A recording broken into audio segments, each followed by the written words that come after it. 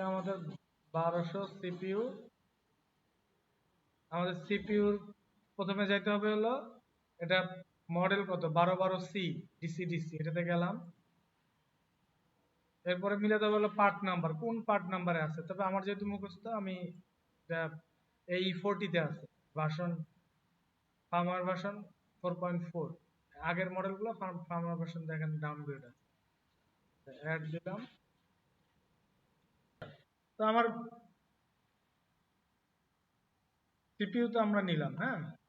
বাকি কি সিপিইউর, এই সিপিইউর মধ্যে তো মোডবাসের কোনো অপশন নাই, আছে নাই? তাহলে আমাকে মোডবাসের অপশন বা মোডবাস রিলেটেড কিছু করতে হলে এই সিমেন্সের স্পেশাল মডিউল আছে। তা আমরা এই যে এখানে একটা সিঙ্গেল মডিউল বোর্ড বলে এটাকে, এই বোর্ডটা ব্যবহার করব। তো আমরা এই যে কমিউনিকেশন বোর্ডে যাব, পয়েন্ট টু পয়েন্ট আমাদের যেটা আছে সেটা হলো এই বোর্ডটা। যে আমি যখন এটা নিয়ে আসলে দেন এগুলোতে সাপোর্ট করতেছে না, এটা এখানে শুধু সাপোর্ট করবে। ওকে, হলো আমার হার্ডওয়্যার কনফিগারেশন। এই পর্যন্ত হার্ডওয়্যার কনফিগারেশন যাই করছি শেষ। আরো কিছু কনফিগারেশন আছে, আমরা ইচ্ছা করলে অ্যাড করতে পারি, কিন্তু আমরা এখন বাড়তি কিছু করব না, কম্পাইল দিয়ে দিব। এন্ড দেন আমরা প্রোগ্রাম ব্লকে যাব। আমরা ইচ্ছা করলে অন্য ব্লকে অ্যাড করতে পারি, কিন্তু আমরা মেন প্রোগ্রামই করে ফেলবো। মেন প্রোগ্রামে গেলাম। এখানে আপনি ইচ্ছা করলে বিভিন্ন ধরনের ব্লক অ্যাড করতে পারবেন। মেন প্রোগ্রামে আসলে দেখেন আমার বেসিক ইনস্ট্রাকশন আছে, এক্সটেন্ডেড আছে, টেকনোলজিক্যাল আছে, কমিউনিকেশন আছে, অপশনাল প্যাকেজ আছে। তো বেসিকটা আগে আর কি ওপেন, নিচে আসবো, এখানে মোডবাস আরটিইউ আছে আর মোডবাস আছে। আমরা মোডবাসটা ইউজ করব, ঠিক আছে। মোডবাসে আমরা যেহেতু পিএলসি কে মাস্টার হিসেবে ব্যবহার করব, তাহলে আমার দুইটা ব্লক লাগবে এখানে। একটা হলো এমবি কমন, এমবি কমন লাগবে হলো কিসের জন্য, আমার এমবি কমন লোড। এটা লাগবে হলো আমার এই কমিউনিকেশন যে ফ্রেমটা, এই ফ্রেমটা এস্টাবলিশ বা এই কমিউনিকেশন যে ফরম্যাট, এই ফরম্যাটটা এস্টাবলিশ করার জন্য হার্ডওয়্যার টু হার্ডওয়্যার কানেকশনটা এস্টাবলিশ করবে। বুঝা গেছে? আচ্ছা, এর পরের কাজ হলো যখন আমার কানেকশন এস্টাবলিশড হয়ে গেল, কারণ আগে তো কানেকশনটা এস্টাবলিশ করতে হবে, এর পরের কাজ হলো আমার ডাটা কোয়েরি করা, ঠিক আছে, বা কমান্ড দেওয়া, সেই অনুযায়ী স্লেভ রেসপন্স করবে। এই কমান্ড দেওয়ার জন্য আমরা ইউজ করব, তাহলে কয়টা ইনস্ট্রাকশন, দুইটা। একটা এমবি লোড, আমি প্রথমে এমবি লোডটা আনবো। ওকে, এখানে এমবি মাস্টার আনবো। আমার যে ডাটাটা আসবে, যে ডাটাটা আমি রিসিভ করবো, এই ডাটাটা কোথায় থাকবে, কোথায় রাখবো আমি, ঠিক আছে। ডাটাটা স্টোর করার জন্য আমরা ডাটা ব্লক ব্যবহার করবো। তাহলে আমরা ডাটা ব্লক, তাহলে এই যে ডাটা ব্লক লিখবো মোডবাস ডাটা, ঠিক আছে। ওকে, এখন এই ডাটা ব্লকটা যেন আমি এডিট করতে পারি, এটা রিড অনলি আছে। এখন এটাকে আমি এই যে অপটিমাইজ ব্লক অ্যাক্সেস, এটাকে উঠাই দিই, তাহলে আমি মানে এডিট করতে পারবো আর কি। অ্যাড্রেসটা এডিট হবে 0 1 2। 0 তে যদিও আমাদের কোনো ভ্যালু নাই, তারপর আমরা তিনটা অ্যারে করলাম, কম্পাইল করব। ডাটা ব্লকের কাজ করার পরই কম্পাইল করতে হয়, হ্যাঁ, ফিজিক্যাল পোর্ট সেট করতে হবে। এখন আমাদের পোর্ট কোনটা, এটাতে যাব, যে আমাদের পোর্ট এখানে একটাই আছে, ওই যে সিবি 1241, ঠিক আছে। যেই মডিউলটা আমরা কিছুক্ষণ আগে অ্যাড করলাম, এই যে সিবি, এই কমিউনিকেশন বোর্ডটা, এই বোর্ডটাই হলো আমাদের পোর্ট, হ্যাঁ।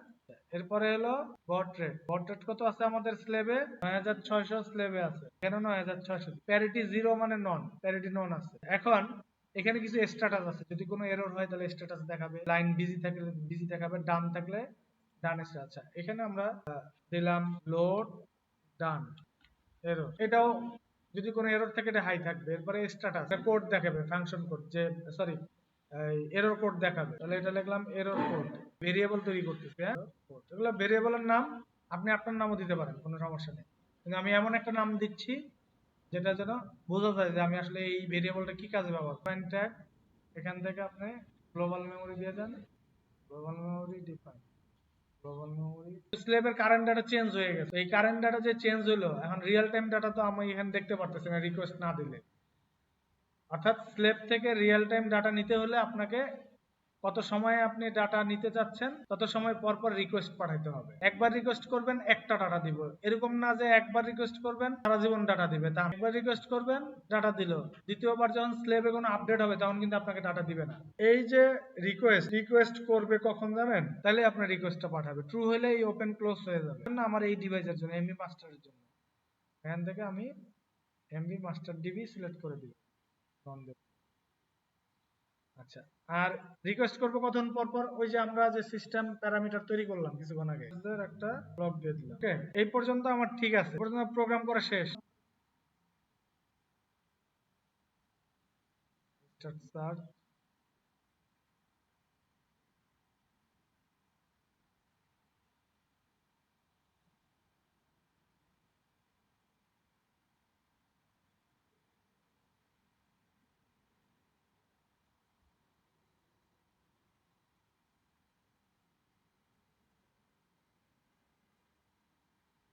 লোড করলাম,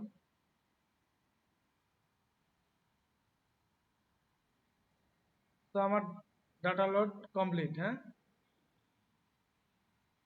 এখন আমরা অনলাইনে যাব।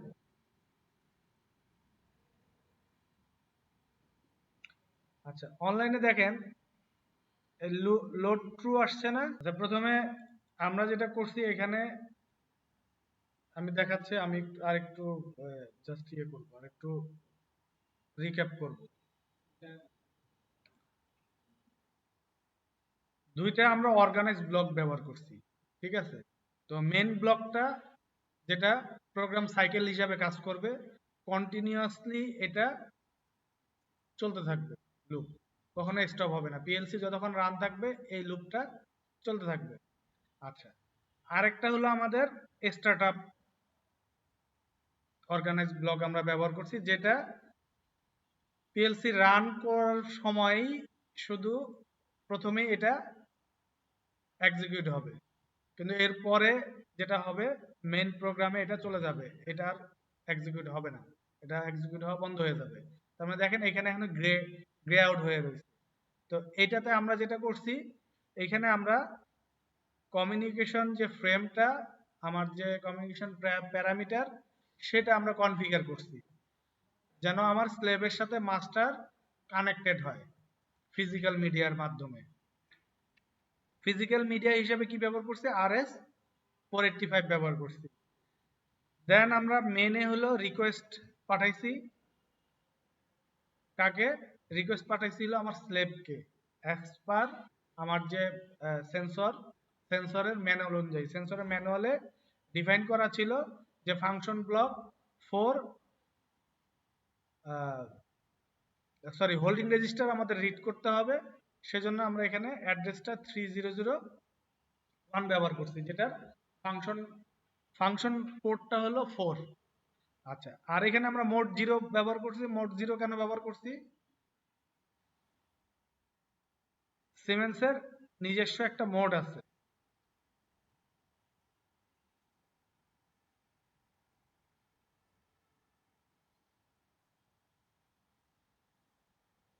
এই মোড 0-তে আপনার মোডবাস ফাংশন কোড সাপোর্ট করবে হলো 1 থেকে 4 পর্যন্ত। তাহলে 3 আমার, এই যে এখানে আমরা মোডবাস রেজিস্টার অ্যাড্রেস কত ছিল, 3 ছিল না? তাই রেজিস্টার অ্যাড্রেস যেহেতু 3 থেকে শুরু, তাহলে আমার ফাংশন কোড কত হবে, 4। এটা হলো রিড ইনপুট ওয়ার্ড। তো রিড ইনপুট ওয়ার্ডের ক্ষেত্রে আমার যেহেতু 3 থেকে শুরু, এই 3 থেকে শুরু, এটা মিটারের ম্যানুয়ালে বলা ছিল। আমি মিটারের ম্যানুয়ালটা ওপেন করি,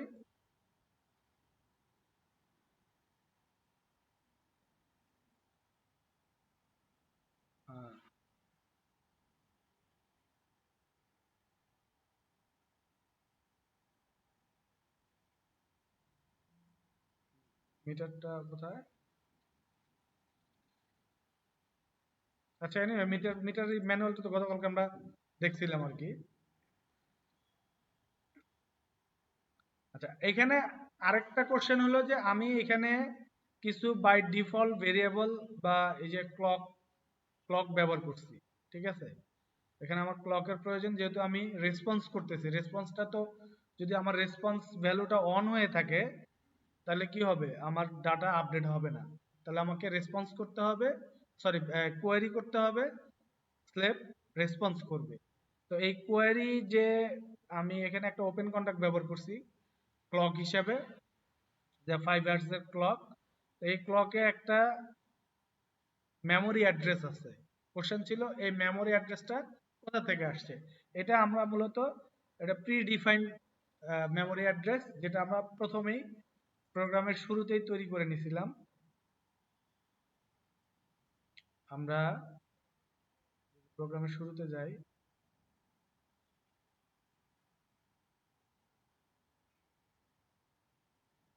আমরা যে হার্ডওয়্যার কনফিগার যখন করছি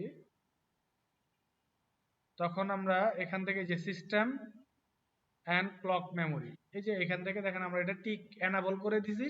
আর একটা অ্যাড্রেস 500 থেকে শুরু করছি, এটা আপনি 1000 থেকেও শুরু করতে পারেন, 0 থেকেও শুরু করতে পারেন। তবে যে মেমোরিগুলো এখানে ব্যবহার করে ফেলবেন সেটা রিজার্ভ হয়ে যাবে, এগুলো আর অন্য কোনো কাজে ব্যবহার করতে পারবেন না, এখানে স্পেশাল কিছু কাজের জন্য রিজার্ভ হয়ে যাবে। তো এগুলো আমরা এনাবল করে দিছি আমাদের প্রোগ্রামের প্রয়োজন। যদি প্রোগ্রামের প্রয়োজন না হয় তাহলে আমরা এনাবল করব না। আচ্ছা, দেন আমরা কি করছি, একটা ফাংশন ব্লক তৈরি করছি। ফাংশন ব্লকে আমার যে র ডাটা আসতেছে, এই যে র ডাটা, এই র ডাটাটা কোথায় আছে, আমার এই ডিবি ব্লকে আমার র ডাটা আছে। আমরা এখানে দেখি যে র ডাটা আমার যেটা আসতেছে এটা ইউজার মানে বুঝতে পারবে না আর কি, ঠিক আছে। তো এইটা বোঝার জন্য আমরা আরেকটা ফাংশন ব্লক তৈরি করছি, যেখানে আমরা এই যে ইউনিট দিয়ে গুণ করে দিছি। এটা ছিল আমার সেন্সরের ম্যানুয়াল, এই ইউনিটটা। তো আমার এটা অ্যাকচুয়াল টেম্পারেচার, এটা অ্যাকচুয়াল হিউমিডিটি। এইগুলো হলো আমাদের প্রোগ্রাম পার্ট। এর পরের পার্ট হলো আমাদের এটাকে ভিজুয়ালাইজ করা ডাটা। তো আমরা এখানে পরের পার্টে আমরা যেটা